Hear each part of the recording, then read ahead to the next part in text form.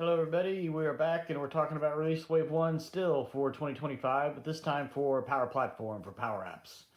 So we are talking about some general availability items that are available in April of this year, 2025. And the first one is building modern apps. About kind of a whole section on this, but the first item is selecting columns that you can download for mobile devices for offline use. And this is very valuable so you can limit the time that it takes to download data for your mobile apps for offline use. And so you can select the columns that you need and only the ones that you need for offline use. The system will suggest some columns maybe that are either required or just good suggestions. And then you can manually select columns as well for offline use. And so you can kind of limit what is downloaded, what gets downloaded, and kind of streamline that process. Next one is, this whole section is all about Copilot. So Copilot for Power App makers and users. First item is adding AI record summary to model-driven apps. So makers are now able to add an AI record summary for any table. You can include relevant fields and information that users might need. And so Copilot will just create or generate a record summary for you, for the end users, based on some of the parameters that a maker will put into the system. Next one is find records and filter views using natural language.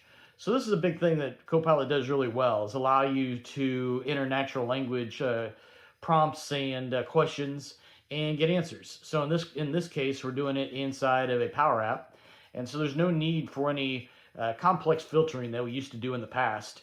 Now we can do it all with just Copilot. Copilot can be involved with the filtering, the sorting, and the text search, all through natural language inside of your Power App. Next one is visualizing the data in your view easily with Copilot.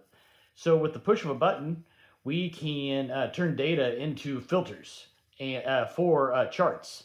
And so we can generate charts just with a push of a button without a lot of other fancy things. You may need to use Power BI for other harder hitting things, but this is very easy and very quick to use, and it's going to be out of the box for Power Apps.